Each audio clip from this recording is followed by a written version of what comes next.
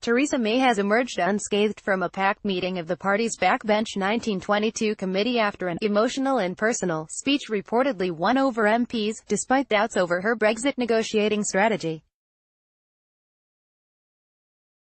The Prime Minister faced a handful of awkward questions from Brexiters including Nadine Dorries, Sir Edward Leigh and Philip Davies, but loyalists said she won over the room and there appeared little sign that a leadership challenge looked more likely. Amber Rudd, the former Home Secretary, said that May had made an emotional and personal speech and won over colleagues, many of whom were angry with lurid anonymous briefings in the Sunday newspapers. MPs present said Dorries demanded to know if May's chief Brexit negotiator, Oliver Robbins, was freelancing when an extension to the post-Brexit transition period emerged last week, prompting the Prime Minister to defend the civil servant. Leigh asked about preparations for a no-deal Brexit, observers said, while Davies pointedly asked May if the 17.4 meters who voted for Brexit would get to see a deal they would recognise as representing a clean break from the European Union. Most of the critical voices were familiar Brexiters, but there was some surprise when Helen Leigh, a party vice-chair, complained that May and other cabinet ministers were talking about backstops to backstops, when her constituents simply wanted the UK to get out of the European Union. May had volunteered to go to the meeting after intense speculation that backbench MPs would demand a vote of no confidence when Brexit talks with the European Union are a month or 6 weeks away from their conclusion. Unnamed sources said at the weekend that May was entering the killing zone, and that if she turned up at the 1922 committee meeting she had better bring her own noose, implying that she would face a critical reception at the meeting of her party's MPs. But the briefings appear to have backfired, prompting many party colleagues to voice support both before and at the meeting.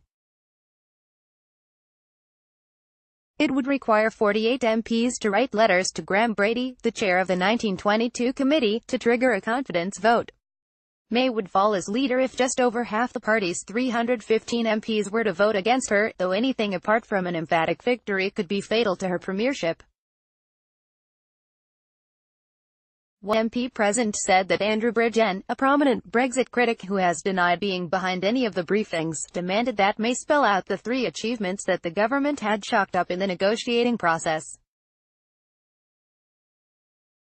Michael Fabricant emerged early from the meeting to a packed committee room corridor to tell journalists in a loud voice that the questioning of May was relatively tame. "It wasn't Daniela in the lion's den, it was a petting zoo," he said. Earlier, as she arrived in the committee room corridor, May smiled and joked with several MPs who could not squeeze into the room. "We support you anyway," one shouted after her. Immediately after the meeting, May was due to see the Queen for a regular weekly audience at Buckingham Palace. "She did seem relaxed, more so than I've seen her," another MP said. "I think a lot of people have realized that slagging off your own side does not work. You step towards the edge of the cliff, consider the alternative, and you think, perhaps not." Negotiations continue at official level in London and Brussels this week, with little immediate sign of a breakthrough over the 2 key stumbling blocks. May wants the EU to drop the Northern Ireland-only backstop, which would only apply if a future trade deal cannot be negotiated, and wants the EU to accept that her alternative UK-wide customs backstop is time-limited. The UK is also discussing extending the transition period, which would see the UK stay in the single market and the customs union beyond 2020 as an alternative to relying on any backstop, although that could require Britain to pay billions more in contributions to the EU budget. May faced fresh questions about that plan after the European Parliament was informed that it was the British Prime Minister who first raised the possibility of extending the transition period beyond 2020 with the EU's leaders. Donald Tusk, the president of the European Council, told MEPs it was May who brought up the idea at last week's summit, despite the Prime Minister's public claims that she is vehemently opposed to such a move. Tusk said, since Prime Minister May mentioned the idea of extending the transition period, let me repeat that if the UK decided that such an extension would be helpful to reach a deal, I am sure that the leaders would be ready to consider it positively. Under the terms of the 21-month transition period so far negotiated, the UK would continue to live under EU rules and laws, but without any say in their design, as the country would not have any representation in the bloc's institutions.